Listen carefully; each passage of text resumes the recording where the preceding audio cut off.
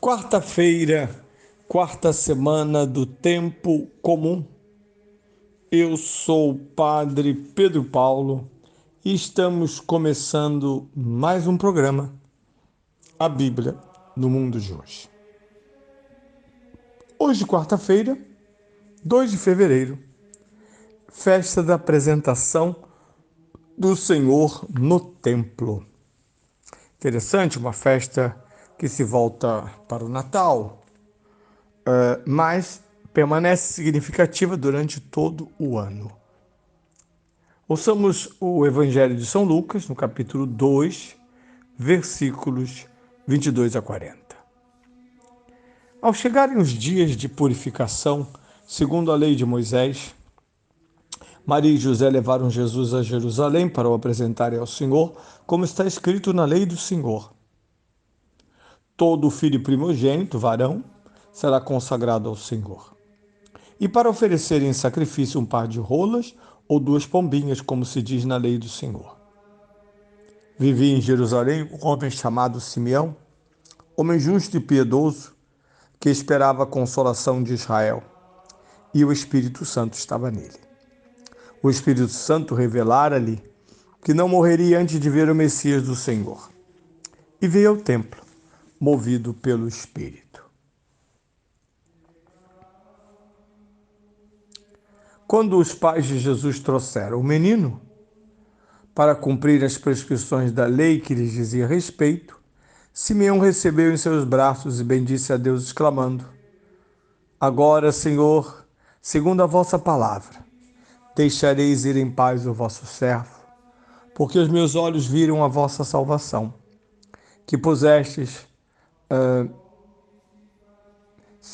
Agora, Senhor, segundo a vossa palavra, deixareis ir em paz o vosso servo, porque os meus olhos viram a vossa salvação, que pusestes ao alcance de todos os povos, luz para se revelar às nações e glória de Israel, vosso povo.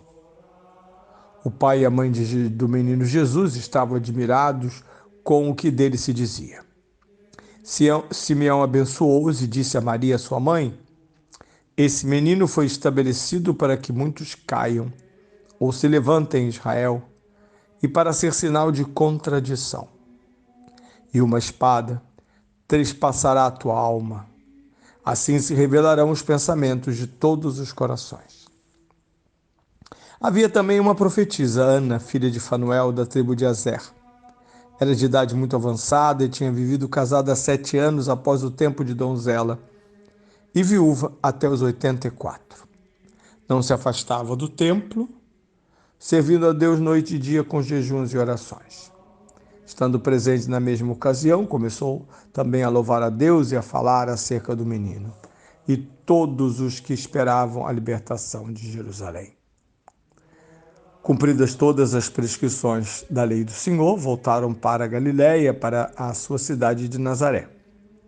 Entretanto, o menino crescia, tornava-se robusto, enchendo-se de sabedoria, e a graça de Deus estava com ele.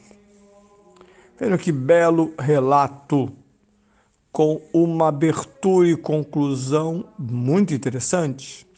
Chega-se a Jerusalém, os 3, São José, a Virgem Maria e Jesus, ou Jesus, a Virgem Maria e São José, para cumprirem a lei do Senhor. Vejam que família maravilhosa. Jesus cresce. Uma família que cumpre a lei do Senhor. Às vezes vemos as famílias católicas tão tíbias no cumprimento da lei do Senhor, na missa dominical que nunca se falta, na frequência aos sacramentos da confissão, na participação das necessidades da igreja, seja através do dízimo, seja também através da disponibilidade para atividades que a igreja, sua comunidade, exerce e que podemos tomar parte, as catequeses, as ações sociais, enfim, tantas coisas. Pois bem, esta é a abertura do Evangelho, uma família fiel aos mandamentos de Deus. O texto, depois dessa longa e bela descrição da estadia de Jesus ainda bebê no templo de Jerusalém, conclui-se com uma observação. Cumpridas todas as prescrições da lei do Senhor, voltaram para a Galiléia, para a sua cidade de Nazaré. Isto é, não foram a Jerusalém a passeio, fazer turismo com o menino no braço. Não, foram a Jerusalém para cumprir as prescrições da lei do Senhor. Levam para Nazaré o menino, cumpridas as leis do Senhor, esse menino, como todos os varões primogênitos, foi consagrado ao Senhor. Vejam, é claro que São Lucas está fazendo referência à nossa humanidade. O Verbo não precisa consagrar-se ao Senhor, Deus de Deus, luz da luz, Deus verdadeiro de Deus verdadeiro, gerado, não criado, consubstancial ao Pai. Mas o Verbo encarnado trouxe sua humanidade para o centro, ou melhor, trouxe a nossa humanidade dele para o centro da sua finalidade. A humanidade consagrada a Deus através do seu Cristo. E, em consequência, vejam, fosse esse o modelo, e da humanidade, o modelo seguido, diz que ele crescia, robustecia-se e se tornava sábio. E a graça de Deus era estável nele. Estava com ele significa era estável. Jesus era uma existência toda ela na graça de Deus. E nós sabemos que, apesar da nossa fraqueza, miséria, enfim, tudo que somos, podemos viver na graça de Deus, sim. Aliás, é a busca de um bom cristão viver na graça de Deus. Às vezes vejo muita preocupação de fazer coisas na igreja. Não acho ruim, não, ok? Ministérios, ações, enfim, eventos. Mas pode haver a despreocupação com a viver a existência na graça de Deus. Aquilo que São Paulo cunhou com a expressão em Cristo, viver em Cristo. Não basta agir na igreja, seja o sacerdote ou os fiéis. É preciso que a comunidade viva sob a graça de Deus. Portanto, cada indivíduo e a própria comunidade primeiro cresce, depois se robustece e, por fim, se torna sábia.